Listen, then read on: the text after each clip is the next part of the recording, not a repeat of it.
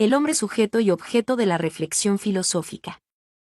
Sin principios políticos, sin conceptualización, sin ideales o filosofía, no hay dirección, no hay una meta, no hay una brújula, no hay visión de futuro, no hay ningún elemento para ejercer el liderazgo intelectual. Ayn Rand. El amor es la última filosofía de la tierra y del cielo. Quevedo. El filósofo debe hacer filosofía cuando ya la vida ha pasado. Hegel. Hipótesis. Dado el contexto socio-intelectual y conceptual, es posible que la reflexión filosófica muestre nuevos bríos. Visión general. Protegedme de la sabiduría que no llora, de la filosofía que no ríe y de la grandeza que no se inclina ante los niños. Khalil Gibran. La filosofía no es una disciplina, es una potencia de interrogación y de reflexión sobre los conocimientos y sobre la condición humana y, también, sobre los grandes problemas de la vida. Edgar Morin. Hoy, la dictadura de la tecnocracia contribuye a la deshumanización del hombre, llevándolo a vivir en un mundo hostil y, al parecer, carente de sentido. En ese contexto, se halla constreñido y apresado por la misma sociedad en que vive, la cual lo aprisiona y, paradójicamente, lo salva de su soledad y su lobreguez. Concordamos con Rigoberto Pupo que nadie, con sentido común, puede obviar los resultados de la tecnocracia en la época de la globalización contemporánea. Los hombres quedan como enajenados, estériles y deshumanizados. Ello resulta perjudicial, porque la verdad queda vacía de contenido, al estar separada de la belleza y la bondad, cuya armonía la funda e introduce Pitágoras, a partir del sentido de medida, y es continuada por muchos filósofos y pensadores. 1. El reduccionismo, nacido con Descartes, racionalista/epistemológico, convertido en único paradigma de la modernidad, redujo la verdad a la verdad llamada científica, con la nefasta imposición conceptual del discurso cientificista/objetivista, fundado en un logicismo extremo y en un sistema categorial cerrado, en forma de modelo metodológico al cual la realidad y los hechos deben adecuarse. Hoy, la noción de ciencia y ciencia positiva limita el conocimiento y desfigura la investigación. Por ello, el metodologismo logicista soslaya o no considera la subjetividad humana y toda su riqueza expresiva, incluyendo el lenguaje que es reducido al lenguaje llamado científico, con sus respectivas categorías centrales y operativas. Olvidan que, a la misma verdad de la llamada ciencia, en tanto resultado humano, le es inherente el momento cultural/transdisciplinario y toda la carga de imaginación creadora que impregna el hombre en su acción.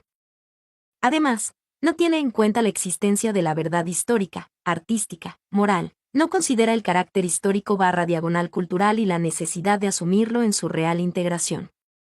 Tal modo de acceso a la verdad, por su reduccionismo epistemológico formal y la identificación del lenguaje con el puro lenguaje científico tradicional, se incapacita, conceptual y metodológicamente, para incluir, en su discurso, otras formas aprehensivas de la realidad, por el hombre. En la construcción de la verdad como proceso y resultado integral del quehacer humano, en correspondencia con sus necesidades, intereses, objetivos y fines. 2. La ciencia positiva se margina o desecha el proceso del saber, el lugar de la imagen que suscita, la imaginación creadora del hombre, la metáfora y otras formas tropológicas, cuyo sentido figurativo no le resta valor cognoscitivo, práctico, axiológico y comunicativo. La ciencia cualitativa activa el proceso del saber y le imprime mayor sentido de integralidad, y con ello, nuevas posibilidades de apertura para penetrar en los procesos reales. No es posible hacer del conocimiento, llamado científico, el núcleo arquetípico del pensamiento y convertirlo en un modelo impersonal que, a priori y teleológicamente, condiciona la realidad existente para hacer con ella una unidad o identidad, llamada verdad. Por ello, debemos considerar nuestra situación humana, pues siempre estamos en situaciones. Las situaciones cambian, las ocasiones se suceden. Si éstas no se aprovechan, no vuelven más. El hombre puede trabajar por hacer que cambie la situación, pero hay situaciones permanentes, por su esencia, aun cuando se altere su apariencia momentánea, su poder sobrecogedor se cubre de un velo. No puedo menos de morir, ni de padecer, ni de luchar, estoy sometido al acaso, me hundo inevitablemente en la culpa. A estas situaciones de nuestra existencia las llamamos situaciones límites. Quiere decir que son situaciones de las que no podemos salir y que no podemos alterar. La conciencia de estas situaciones límite es, después del asombro, El origen más profundo de la filosofía. En la vida corriente, frecuentemente huimos de ellas, cerrando los ojos y actuando como si no existieran. Olvidamos que tenemos que morir, olvidamos nuestro ser culpable y nuestro estar entregados al acaso. Entonces, solo tenemos que habérnoslas con las situaciones concretas, que manejamos a nuestro gusto y ante las que reaccionamos actuando según planes en el mundo, impulsados por nuestros intereses vitales. 3. Ante las situaciones límites reaccionamos velándolas, y cuando nos damos cuenta de ellas, con la desesperación y la reconstitución. Llegamos a ser nosotros mismos en una transformación de la conciencia de nuestro ser. Olvidamos que, frente a quienes creían saber y estaban acríticamente instalados en su falso saber, Sócrates sostenía que solo sabe bien lo que cree saber, el que se percata, desde ese su saber, que no sabe nada, pensaba que, sin saber y sin saberse a sí mismo, el hombre no es hombre. Ni el ciudadano, el animal llamado político por Aristóteles, puede ser ciudadano, quería saber, pero lo que buscaba en ese saber era hacerse a sí mismo y hacer a la ciudad. Su saber es, por tanto, un saber humano y un saber político, no solo porque el objeto de ese saber sea el hombre y la ciudad, sino porque su objetivo es la recta humanización y la recta politización. 4. Según Sócrates, quien quiera humanizar y quien quiera politizar no puede dejar de saber, menos aún, puede pensar que sabe, cuando, realmente, no sabe. Así nace su filosofar de una gran preocupación, lo que es el hombre y lo que es la ciudad, como morada del hombre. Ahí están las raíces de su pensamiento, y de ahí surgen los temas sobre los que va a reflexionar. No le importa tan solo saber cómo son las cosas, el hombre, la ciudad y sus asuntos, la cosa pública que dijeron los romanos, sino, que las cosas sean, que las cosas lleguen a ser, como todavía no son, ya que, por no serlo, son falsas e injustas. 5. El hombre, sujeto de la reflexión filosófica. La libertad es, en la filosofía, la razón, en el arte, la inspiración, en la política, el derecho. Víctor Hugo. En la calidad, lo más importante es la calidad de las personas. La filosofía de la calidad considera que lo importante no son las cosas que hace el hombre, sino el hombre que hace las cosas. Y se propone desarrollar integralmente a las personas. Esmelques, S. 2002. Sócrates siempre defiende el ideal de una verdad objetiva, absoluta, universal, pero el único universo que conoce y al cual se refieren sus indagaciones es el universo del hombre. La filosofía socrática es, estrictamente, antropológica. En uno de los diálogos platónicos se describe a Sócrates en conversación con su discípulo Fedro. Pasean y a poco llegan a extramuros de Atenas. Sócrates está admirado por la belleza del lugar. Le encanta el paisaje, que celebra con entusiasmo. Pero Fedro le interrumpe, pues le sorprende que Sócrates se conduzca como un extranjero que es conducido por un cicerone. ¿Traspasáis alguna vez los umbrales? Le pregunta. Sócrates responde, con un sentido simbólico, cierto que no, mi buen amigo, y espero que sabrás excusarme cuando escuches la razón, a saber, que soy un amante del conocimiento y los hombres que habitan en la ciudad son mis maestros y no los árboles o la comarca. 6. La apertura al mundo y la participación son la clave de un sujeto plenamente racional. La relación entre razón y acción pertenece a la constitución del hombre como ser natural. Dicha relación consiste en conocerse. A través de la reflexión filosófica, el hombre descubre y elimina los prejuicios que le dan una visión deformada de la realidad o, si se quiere, le permite rectificar respecto a las falsas ideas que elabora de su entorno y, fundamentalmente, de sí mismo. 7. Entonces, conocer la naturaleza, en cuanto nos es permitido, Rodríguez, Simón en Obras Completas, es un deber, porque estamos rodeados de cosas, y sorprendidos por accidentes, que llamamos circunstancias, y frente a fenómenos que, en muchos casos, nos conviene saber explicar.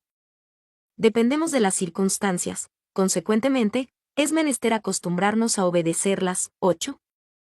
En filosofía, el vocablo sujeto hace referencia a un ser que es actor de sus actos, en el sentido de que su comportamiento o conducta no es meramente reactiva, sino que aporta un plus de originalidad que responde a lo que solemos entender por decisión o voluntad. Suele añadirse también la capacidad de un conocimiento inteligente, lo cual significa que es capaz de conocer la realidad como objeto, es decir, tal cual es, con independencia de las condiciones propias del conocimiento subjetivo. Este es el concepto de sujeto cognoscitivo. Entonces, el sujeto es el elemento de la relación que, en su acto de conocer, recibe las imágenes del mundo, las procesa y las explica a través del lenguaje, y genera un juicio. La noción de sujeto se puede entender en dos dimensiones, en sentido amplio y estricto. En el primero se entiende al sujeto como al hombre en su entera naturaleza, sus facultades, sus sentidos, es decir, lo que integra al hombre en su conjunto, que es el que conoce. 9. En sentido estricto, la noción de sujeto no se entiende como el hombre en su entera naturaleza, sino que se hace referencia al mundo interior del hombre, es decir, al centro al que se le imputan la conciencia y a los actos intelectuales del hombre. Por ello, el sujeto, epistemológicamente hablando, es lo que subyace al hombre, es decir, lo que se considera su ser más íntimo y profundo. 10.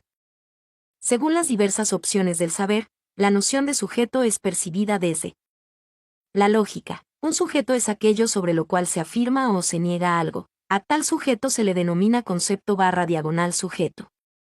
La ontología. El concepto/sujeto es un objeto/sujeto ya que es todo aquello que puede ser sujeto de un juicio. En tal caso el objeto/sujeto puede ser, además de un individuo, cualquier realidad clasificada, un ente real, un ente ideal, un ente de la metafísica, un valor axiológico, etc. La noseología. El sujeto cognoscente es uno de los términos de la correlación sujeto/objeto dada en todo acto de conocimiento. En tal caso, no queda negada la mutua autonomía de ambos términos, pero en un acto de conocimiento es imposible que uno de los dos elementos quede excluido. En el acto de conocimiento siempre hay un sujeto, personal, que efectúa el conocimiento y un objeto del conocimiento, que puede ser otra persona, u otro, que puede ser una cosa. La psicología. El sujeto es, al menos en idioma español, el sujeto psicofísico. A veces, cuando el plano trascendental en el cual se desarrolla el conocimiento es reducido a un plano psicológico o incluso biológico, es confundido con el sujeto gnoseológico antes explicado. El punto de vista gramatical, el sujeto es distinto del concepto/sujeto ya que es la expresión, aunque no el concepto/sujeto mismo, el cual resulta ser exclusivamente lógico. La psicología social, el sujeto humano, que es considerado un sujeto social, se constituye a través de los grupos con los que se vincula, incluso desde antes del nacimiento. Por eso, aquella habla de un sujeto/sujetado, pero también productor y creativo, en tanto posee la capacidad de transformar su mundo y a sí mismo. El psicoanálisis, a partir de Lacan, el concepto de sujeto humano suele ser cifrado con el signo $, que quiere decir sujeto atravesado/clivado/partido/dividido por el lenguaje. 11. La expresión sociedad del conocimiento tiene sus orígenes en los años 1960 cuando se analizaron los cambios en las sociedades industriales y se acuñó la noción de la sociedad postindustrial. Así, el sociólogo Peter F. Drucker pronosticó la emergencia de una nueva capa social de trabajadores de conocimiento, P.F. Drucker 1959, y la tendencia hacia una sociedad del conocimiento. Este tipo de sociedad está caracterizado por una estructura económica y social, en la que el conocimiento ha sustituido al trabajo, a las materias primas y al capital como fuente más importante de la productividad, crecimiento y desigualdades sociales. Drucker, 1994, 12. La UNESCO la adoptó dentro de sus políticas institucionales y desarrolló una reflexión en torno al tema, buscando incorporar una concepción más integral. Y Robert Lane define la expresión sociedad del conocimiento como aquella en la que, en mayor grado que en otras sociedades, sus miembros investigan las bases de sus creencias sobre el hombre, la naturaleza y la sociedad. B. Se guían por normas objetivas de verificación. En la educación superior, siguen reglas metódicas de comprobación y deducción en la investigación. A. Dedican importantes recursos a esa investigación, y cuentan, por tanto, con una amplia reserva de conocimientos. B. Acumulan, organizan e interpretan el conocimiento en un esfuerzo constante para sacar consecuencias de utilidad inmediata. Se emplean ese conocimiento para iluminar sus valores y metas, así como para avanzar en ellos. 13. El hombre, objeto de la reflexión filosófica. Es preciso que la filosofía sea un saber especial de los primeros principios y de las primeras causas. Aristóteles, quien afirma que no se debe filosofar, hace filosofía, porque es propio del filósofo discutir qué se debe y qué no se debe hacer en la vida. Aristóteles. Nunca pude, a lo largo de toda mi vida, resignarme al saber parcelado, nunca pude aislar a un objeto de estudio de su contexto, de sus antecedentes, de su devenir. Edgar Morin. La filosofía es un saber integral sobre el mundo en relación con el hombre. Esa relación es, al mismo tiempo, cognoscitiva, valorativa, práctica y comunicativa. Debe subrayarse que, en el saber filosófico, lo cognoscitivo, gnoseológico, y lo valorativo, axiológico, se integran en unidad indisoluble, pues al hombre no solo le interesa qué son las cosas, sino para qué le sirven. El hombre constantemente está emitiendo juicios valorativos, a partir de su visión crítica de la realidad. En el contexto de la ciencia positiva existe el criterio de que la filosofía es una reflexión de segundo orden de la realidad, que se realiza sobre la base de la del primer orden hecha por otros saberes. En este sentido, la filosofía sería conciencia crítica que evalúa sus presupuestos, conceptos, paradigmas, métodos, etc. Pero la filosofía no constituye un corpus de pensamientos e ideas, exclusivo, independiente y distinto de los restantes saberes, sino una actividad crítico/diagonal reflexiva de naturaleza cosmovisional sobre aquellos momentos esenciales de los distintos ámbitos de la vida humana en relación con el universo. Incluyendo las eternas preguntas sobre los límites del conocimiento, el sentido de la vida, la formación humana, el sentido de la existencia, la muerte, los problemas de la ciencia, de la vida cotidiana, etc. 14. La filosofía tiene por objeto el conocimiento racional de las cosas temporales y mudables del mundo sensible. El objeto formal de la filosofía es la luz de la razón. El resultado del proceso de investigación filosófica es la ciencia, la cual solamente se produce en el entendimiento en virtud de la evidencia intrínseca. La sabiduría se ocupa del conocimiento intelectual de las realidades y verdades eternas e inmutables del mundo suprasensible o inteligible de sus propias fuerzas. 15. En nuestro tiempo, más que en otro posterior a Descartes, se hace claramente evidente que el ser humano es el punto central de toda reflexión, no solo en el sentido de sujeto de reflexión, sino objeto de estudio, siendo comprendido como ser en relación con. Y, como consecuencia de esto, las cosas que lo rodean y su mundo, son entendidas como aquello que es en relación con el hombre, siendo siempre el ser humano el eje del mundo, axis mundi. De allí que el punto de partida y de llegada de toda reflexión, comprensión y expresión sea, no la relación en sí misma o el lenguaje con entidad propia, sino, el hombre en relación mediada por el lenguaje con. Dicho de otra manera, el hombre y lo otro, sabiendo que lo otro no sería si no fuera para el hombre ya que somos nosotros los que estamos dándole existencia. 16. El pensamiento humano no es, en modo alguno, una tarea privada, intimista, como pudiera sugerir el pensador de Francois-Auguste René Rodin o la imagen del Descartes solitario junto a la estufa. El pensador de Francois-Auguste René R. No es tampoco algo aburrido, frío, rígido o mecánico. 17. El pensamiento, como el lenguaje, no es algo privado, sino una laboriosa construcción de todo el género humano mediante el cual nos adentramos en la comprensión de Dios, del mundo, de nosotros mismos y de nuestras creaciones. 18. Se considera pensamiento a todo aquel producto no del cerebro, sino de la mente, es decir, todo aquello que es extraído de la realidad gracias a la intervención de nuestra razón. Esto no solamente incluye las cuestiones estrictamente racionales, sino también las abstracciones, como la imaginación, porque todo aquello que es de naturaleza mental, independientemente que sea algo racional como la solución de un problema o una abstracción que como producto arroja la creación de una pieza artística. Los seres humanos, los 365 o 366 días del año, según corresponda, estamos continuamente pensando, y, por ende, produciendo diferentes e infinidad de pensamientos. Estos nos ayudan a resolver aquellos problemas cotidianos que se nos van presentando, tanto en nuestra vida personal como profesional.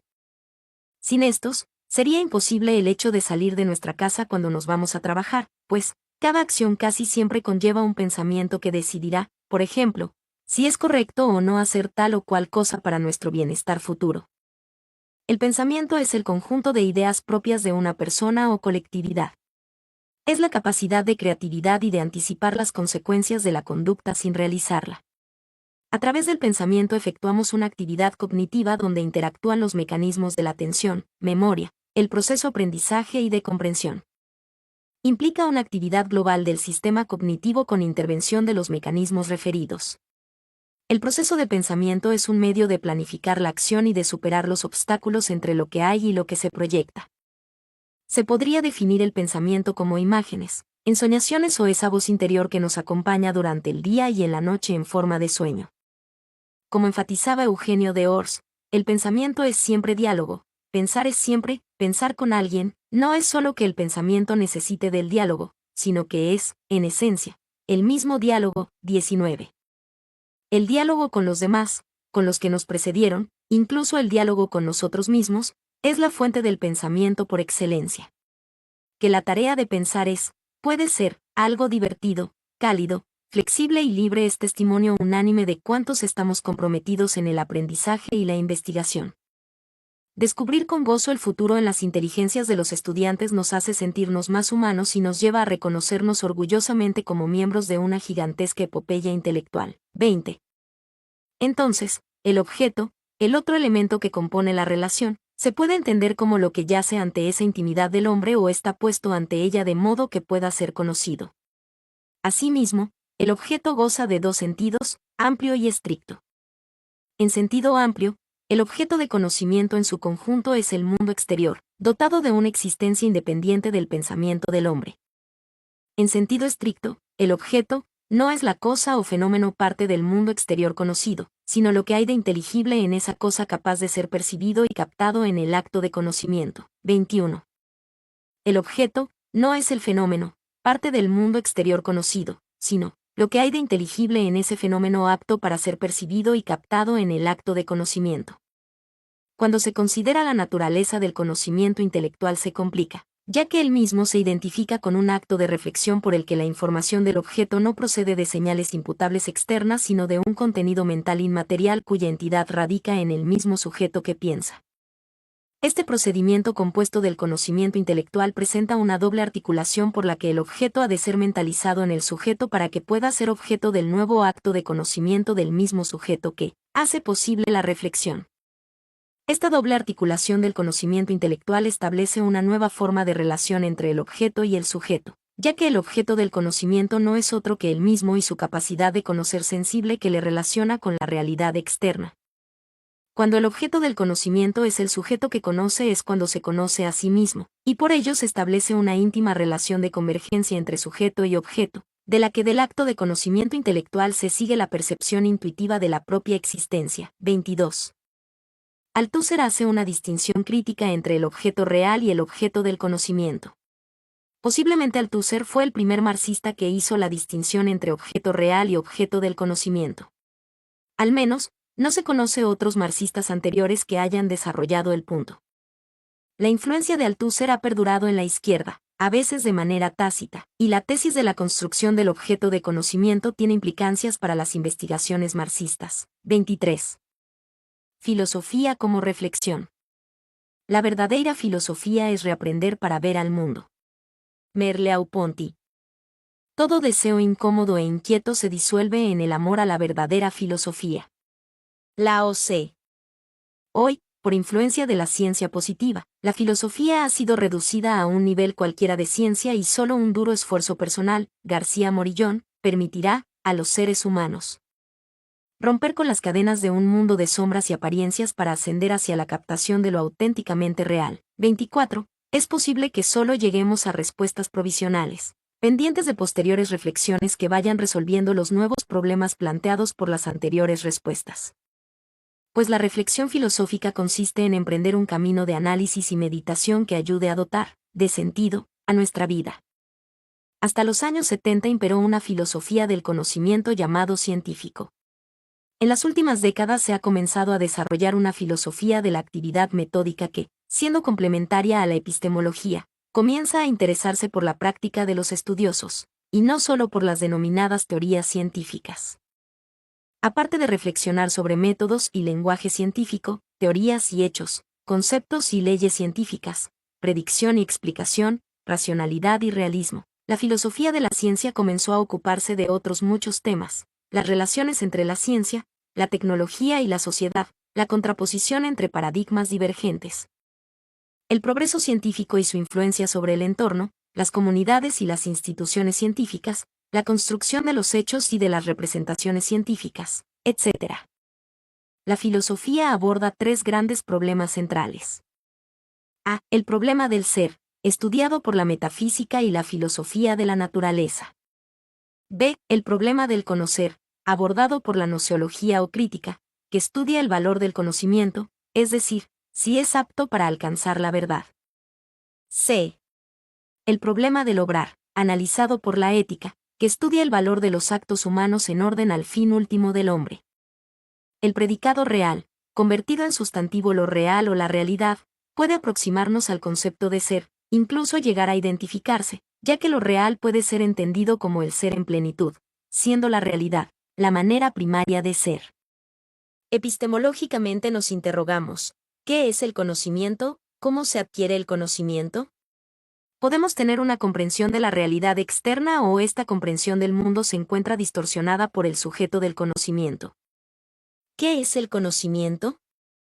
No podemos olvidar que el hombre es un ser o ente consciente de su propia situación en el mundo, y un ser en devenir, no acabado, pues debe asumir la libertad y responsabilidad de crearse un proyecto de vida.